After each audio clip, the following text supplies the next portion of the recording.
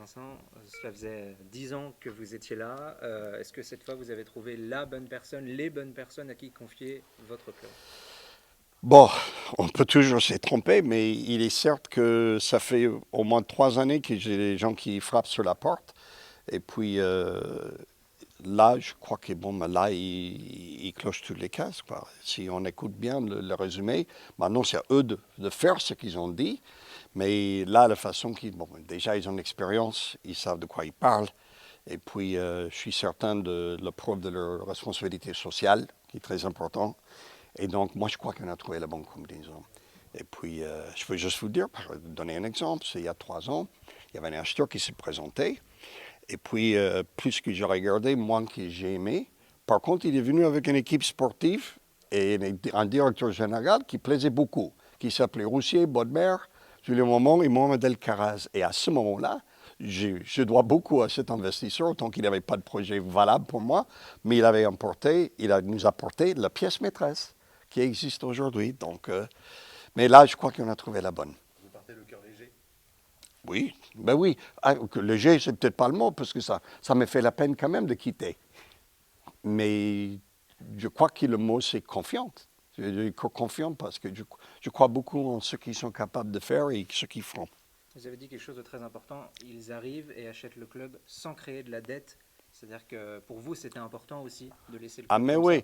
oui, oui, la stabilité financière, c'est primordial. On dit ce qu'on veut, on est un club sportif, etc., nos couleurs, je veux bien, mais c'est une entreprise.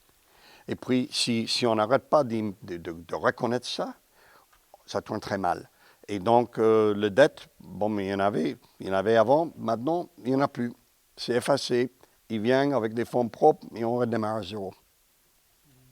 Vous attendez encore le résultat de la NCG. Bien sûr, on respecte toujours la prononciation qui nous doit le DNCG, mais il n'y a pas de raison que ce soit négatif. On a fourni tous les documents, toutes les preuves qu'ils ont demandées. On respecte beaucoup leur autorité, donc on ne s'avance pas du tout.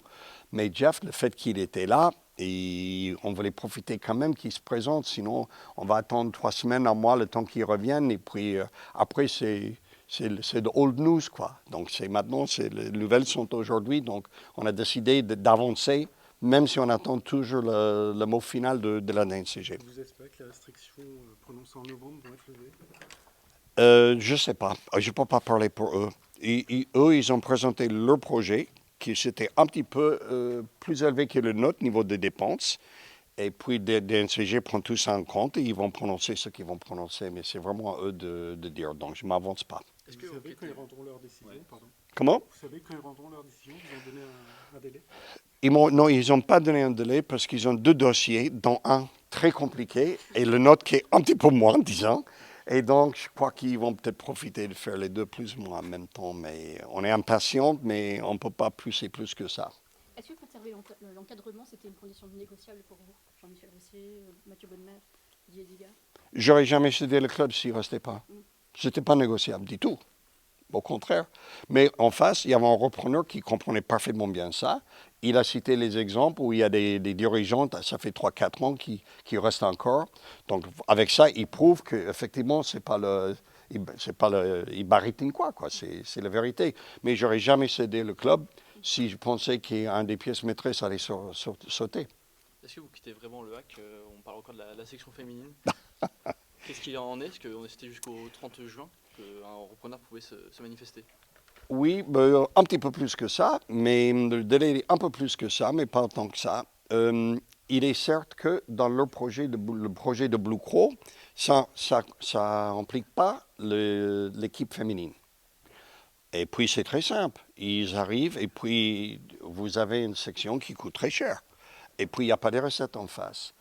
Et donc ça faisait partie de négociations et honnêtement, j'ai accepté et j'étais presque content de le faire parce que cette section, il commence maintenant vraiment de se manifester. On va attaquer la 5e année en D1, c'est pas n'importe quoi. On a valorisé cette équipe, on a valorisé le concept de mixité, égalité ici au Havre. On voit maintenant les jeunes qui commencent à arriver, qui c'est super chouette. Et puis avec tout ça, ça aurait été criminel de laisser tomber ça. Donc on va s'en occuper. Exactement sous quelle forme, il faut attendre un petit peu, mais on ne laissera pas tomber notre section féminine, quoi que ce soit qui arrive. J'ai un mot à rajouter, si je peux me permettre. C'est une autre parenthèse de tout ça. Juste une petite réflexion très, très courte sur la saison dernière. On est tous d'accord que les pièces maîtresses sportives, je parle de personnel, le directeur, notre présidente, notre responsable sportif, et data analyse, recrutement, ils sont en place, c'est super, mais je veux quand même signaler et reconnaître ce qu'il a fait Didier Digard cette année. Et on lui doit beaucoup. J'ai observé de près un homme qui se porte toujours avec la dignité. Et ça, il faut respecter. C'est le meilleur coach que j'ai vu depuis que je suis là, depuis 10 ans, niveau de rassemblement des joueurs. Ils étaient toujours soudés, ils étaient toujours derrière lui. J'écoutais, après les matchs, sa façon de réagir, que ce soit victoire, défaite ou match nul. Et puis, il était constant, il ne mâchait pas ses mots, il était ferme quand il a fallu être, mais il n'exagérait jamais ses réactions. Et quand on traite avec les jeunes, c'est très, très important que vous qui êtes parents, parce que vous êtes jeunes aussi, en étant parents, il faut savoir élever les jeunes. Et puis, Didier, c'est l'homme de la situation. J'ai énormément de respect pour lui. J'avais honte avec ce qu'il a dû subir des gens dans le stade, il faut le dire. Honte de eux et pour eux. Et franchement, il a gardé la tête en haut, il n'a pas réagi, il a gardé son calme, son objectivité. Et puis, il n'y avait jamais le moindre faille au niveau de direction, que ce soit Jean-Michel, Mathieu ou moi-même, que c'était l'homme qui était capable de nous livrer. Oui, c'était 97e minute. Oui, c'était dur. Mais tous les moyens dont il s'est disposé, il a utilisé d'une façon très, très bien. Et donc, chapeau à Didier et merci beaucoup. Il nous a fait une saison extraordinaire.